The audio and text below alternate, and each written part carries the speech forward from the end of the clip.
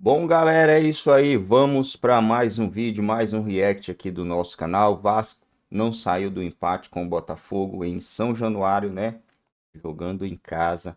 Mais um jogo, o Vasco sendo mandante, não conseguiu vencer o Botafogo. Poxa, conseguiu um pontinho no final, mas o interessante seria a vitória, né?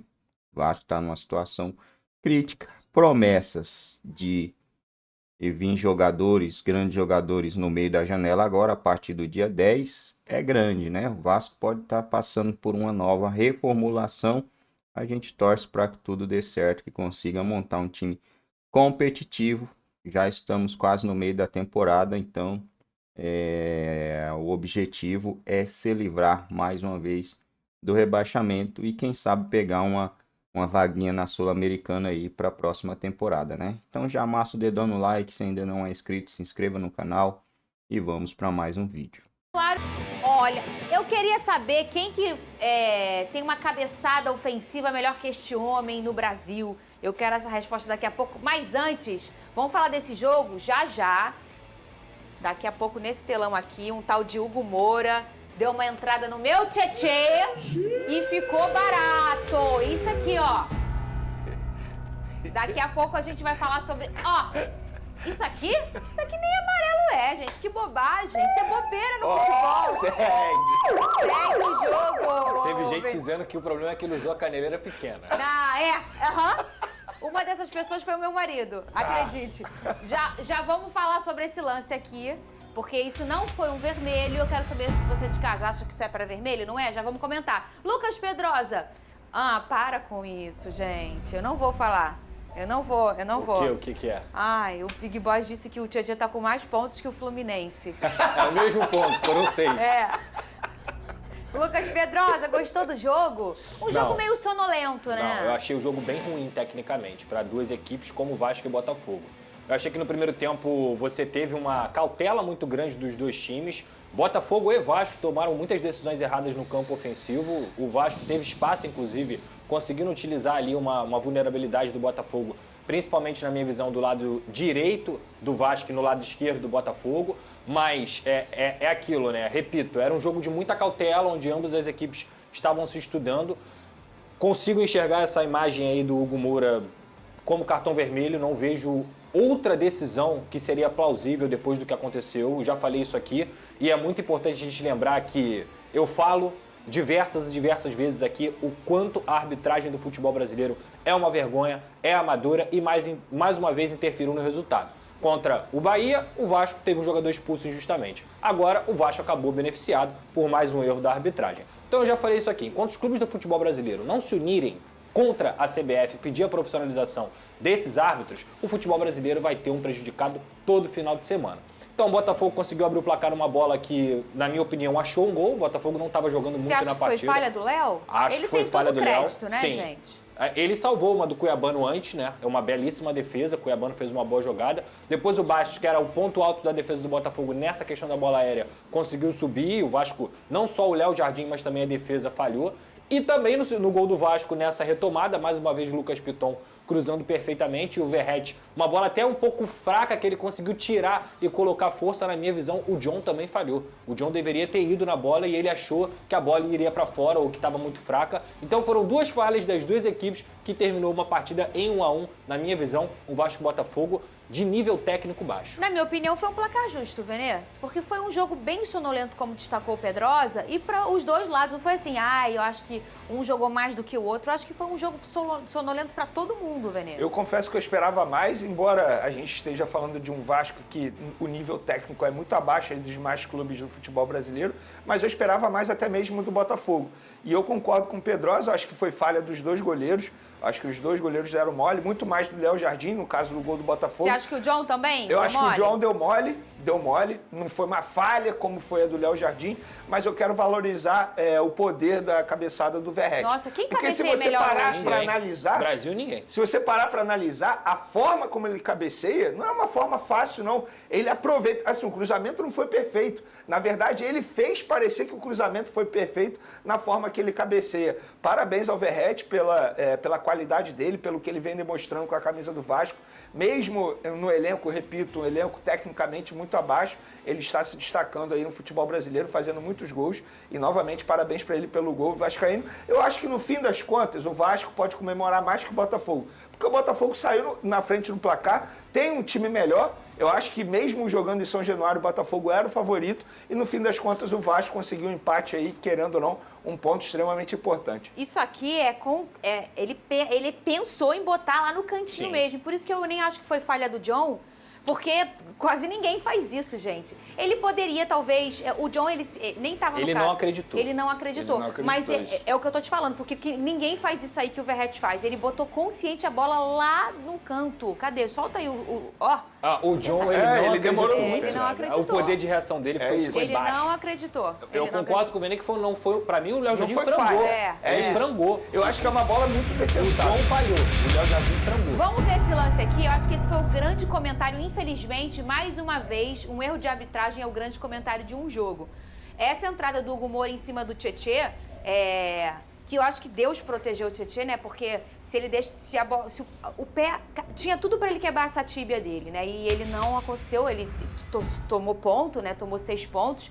Foi uma entrada muito clara para mim de cartão vermelho. Talvez até sem existir o VAR, a gente viu uma entrada dessa com cartão vermelho. Como é que 5 engravatados no ar-condicionado não conseguiram enxergar isso, Pedrosa? Eu não sei no ao vivo, Fernanda, porque o Hugo toca primeiro na bola, né? Então você ter ali o ao vivo é muito complicado de você na hora, isso aqui é para vermelho. Mas com a câmera, eu acho um absurdo não terem chamado, eu acho um absurdo não terem orientado o árbitro, que inclusive o Ramon Abate-Abel fez uma partida terrível, ele estava perdido em campo, ele inverteu cartões, ele inverteu faltas, deixou de dar faltas. Ele, num jogo que já não era muito bom tecnicamente, começou a minar a partida desde o primeiro minuto, com faltinhas que não eram para ter sido dadas. Então nesse lance aí, ele cometeu uma falha grave, não só ele, mas principalmente o VAR.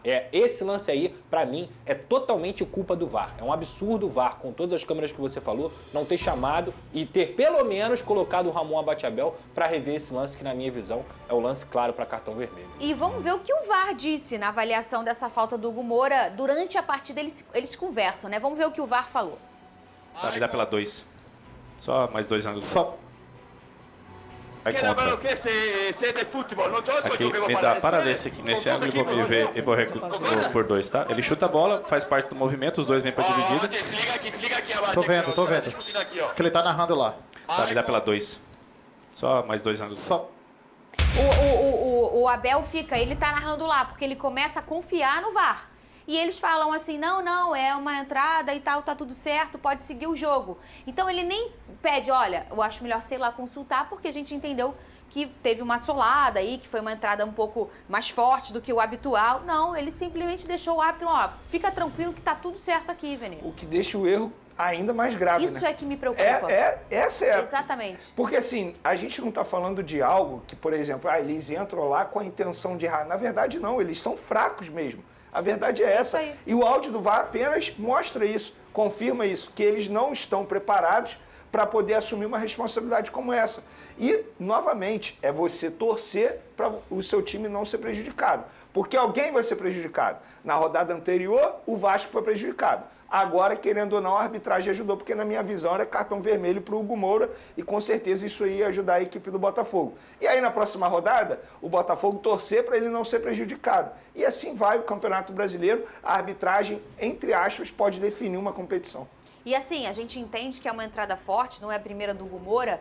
E aí quando você vai, um jogador faz uma entrada dessa e passa batido, a gente não tá nem falando só, Pedrosa, em relação ao jogo, que o Botafogo ficaria com 1 a mais. Sim. A gente tá falando também de uma disciplina, uma educação. A arbitragem, ela também serve para educar os jogadores. E aí você já começa a ter jogadores que entram minados no jogo por conta da própria arbitragem. Ele foi imprudente, ele foi completamente imprudente. Eu não acho que o Hugo Moura quis dar uma solada no Tietê, realmente não acho. Eu acho que é totalmente uma força desproporcional do calor do jogo e ele vai totalmente imprudente na canela do Tietê.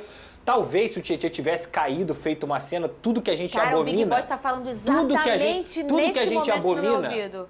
Talvez se o Tietê ficasse 5 minutos caído no chão, olha minha canela, não sei o quê, o VAR chamaria. Aí o jogador Aí a gente vai falar o quê? Ah, o Tietchan tinha que ter sido malandro. Não, a malandragem é errada nesse caso. Ele foi, claro, ele tomou uma solada e ele gostaria pelo menos que a arbitragem tivesse sido razoável. Chama o árbitro. Olha o lance aqui, por vários ângulos, uma solada clara de cartão vermelho. Mas não, talvez se o Tietchan fosse malandro, coisa que a gente abomina, ele tivesse... E ele é tão sinistro que ele levanta, ainda faz um cruzamento perfeito e depois porque essa bola sobra. Eu acho que, não sei se foi o Júnior, alguém devolve pra ele. Dá sequência na jogada. E ele dá sequência na jogada e depois... Porque, assim, é o que a gente fala sempre aqui. Eu, como professora de educação física, o único esporte em que você ser malandro é onde você tem que se dar bem é o futebol. Exato. Todos os outros esportes, judô, as artes marciais, você ensina o aluno, o atleta, a ser sempre limpo nas jogadas. Exato. O futebol não. Quanto mais você fingir, simular, mais você... A única regra bonita no futebol, ela não tá no livro de regra, que é o fair play. Assim, o futebol me envergonha às vezes com essas coisas, Venê. Pois é, e assim, a gente ainda vê alguns jogadores, mesmo com VAR, tentando, entre aspas, burlar o sistema, se jogar na área para cometer pênalti, mas eu posso só fazer um elogio, porque quando o VAR erra, a gente está criticando. No caso do jogo do Flamengo, o VAR consertou um erro do árbitro. Verdade. Que o árbitro tem um pênalti inexistente em cima do Ayrton Lucas, mas o VAR chamou, e aí ele analisou e voltou atrás. No caso aí do jogo do Botafogo e Vasco, isso não aconteceu. Essa imagem é terrível, por exemplo. Eu, particularmente, não gosto nem de ver. Essa é a canela do Tietchan, né? E ainda bem que ficou assim. Porque se não fosse isso, ia ser uma tíbia quebrada, o Lucas Pedrosa, que é o osso. O machucado em si, perna, Fernanda, né? Isso aí em uma semana ele tá bom. O problema era que o impacto da solada, ele impacta no joelho, ele impacta no tornozelo, ele impacta em várias áreas que seriam muito piores, né? Então, assim, eu lamento isso, mas só para finalizar da parte do Vasco, eu acho que da parte do Botafogo também, mesmo o jogo sendo ruim tecnicamente, o Marlon Freitas fez um bom jogo, o Bastos também fez uma baita de uma partida, na minha visão. Mais uma vez definindo, Jogou né? muito também, e no caso do Vasco, além do Verratti, que é o óbvio, o JP jogou muito, um garoto completamente adaptado ao time do Vasco. E mais uma vez o Adson, que muita gente reclamou aí e tal, o Adson fez uma boa partida. É o terceiro bom jogo seguido do Adson com a camisa do Vasco. E o Payet, a birra dele, o que aconteceu que ele ficou bravinho? Olha, isso é um bom assunto. Eu vou ser bem sincero com você, Fernando Diamar. Eu não acho isso um erro da parte dele, não. Sabe por quê? Eu fico extremamente incomodado o jogador que fica feliz com o banco de reservas ou ser substituído. Pelo que o Rafael Paiva explicou após a partida, essa já era a tendência, a minutagem dele. A questão é o seguinte, é que ele entra antes do esperado, porque o Estrela, infelizmente, sofreu uma lesão.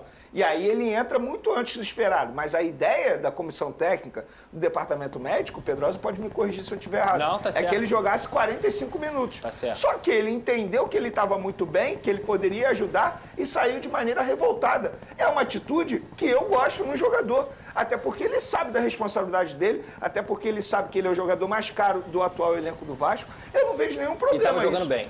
Ele não faltou respeito com ninguém. Ele saiu revoltado porque ele achava que ele poderia ajudar mais. Mas o Rafael Paiva explicou, ele está dentro da minutagem. E isso é muito importante no futebol. Ele pode estar se sentindo bem, mas a fisiologia entende que é muito minuto para ele. E agora eu quero falar sobre esse cara aqui, Lucas Pedrosa. Coutinho está perto de ser anunciado, não está? O que está acontecendo nessa chegada do Coutinho para o Vasco da Gama? Vamos lá, Fernanda. A informação que eu tenho é que o modelo de negócio mudou. Até a nossa amiga Roberta Barroso tinha dito isso na sexta-feira. E, obviamente, a gente sempre busca apurar. E eu confirmei, não só confirmei, como trouxe detalhes exclusivos sobre essa situação. Será um ano de empréstimo aí junto ao Aston Villa, que tinha uma rescisão encaminhada, sim, entre Felipe Coutinho e o Aston Villa, mas o Felipe Coutinho, junto aos seus representantes, entenderam que seria melhor, nesse momento, você fazer um contrato de empréstimo, e por isso as informações exclusivas que eu vou trazer agora são importantes para a gente explicar por que não tem banho de água fria, água no chope, nem nada.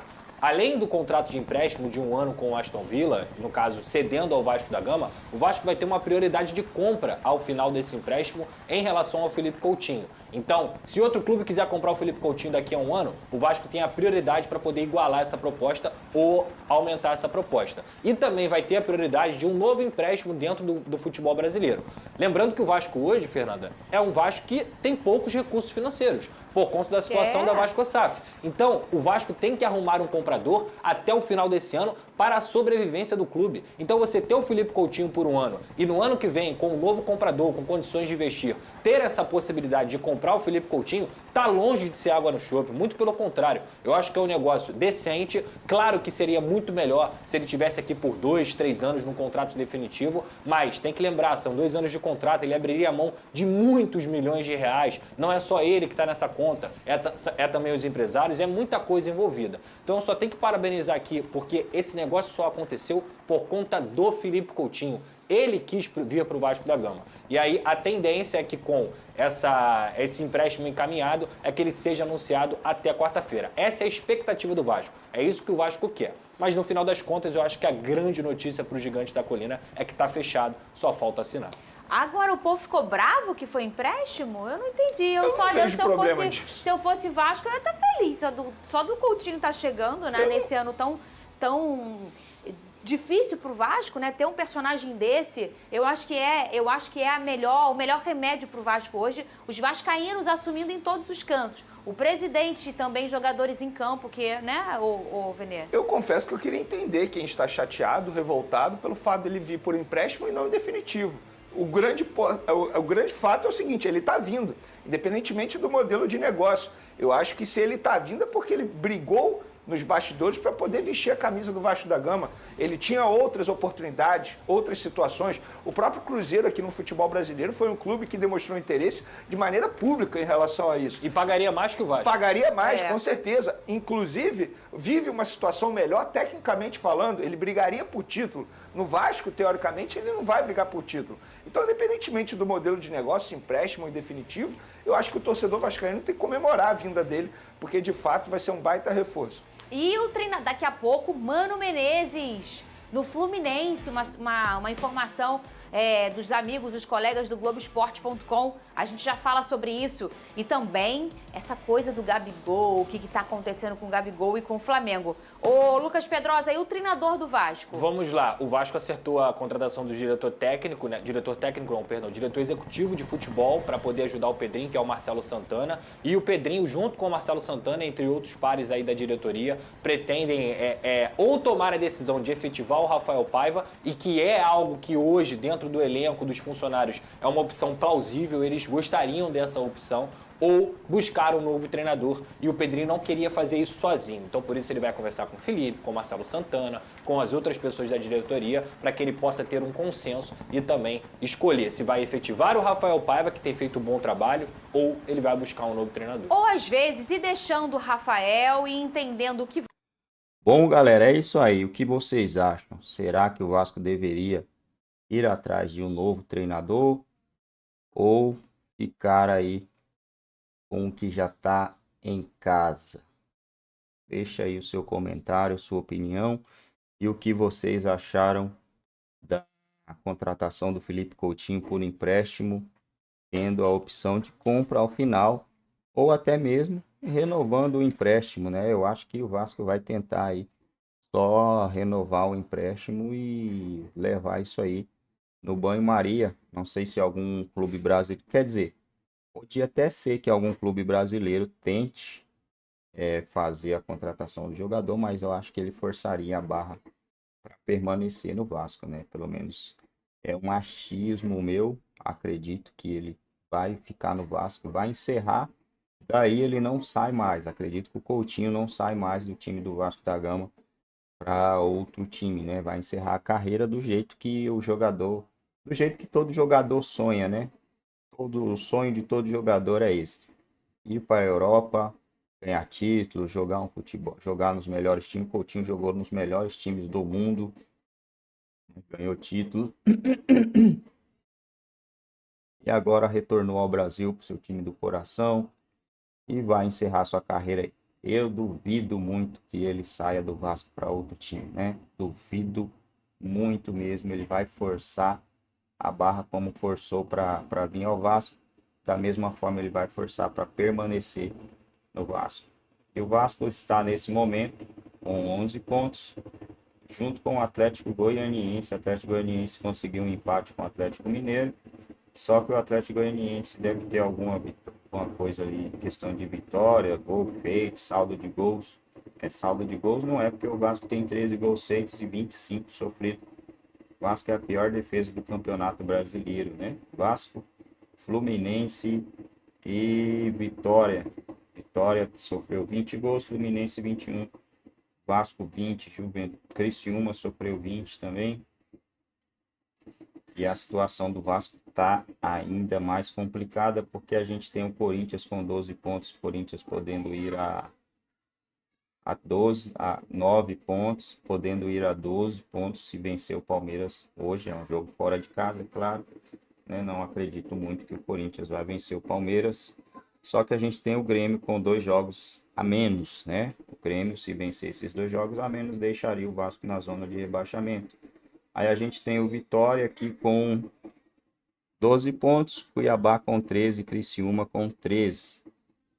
Tá bem alcançável aqui, né? 2 pontinhos de diferença. E o Juventude já meio que desgarrou do Vasco. O Juventude tem 5 pontos a mais que o Vasco, com 16.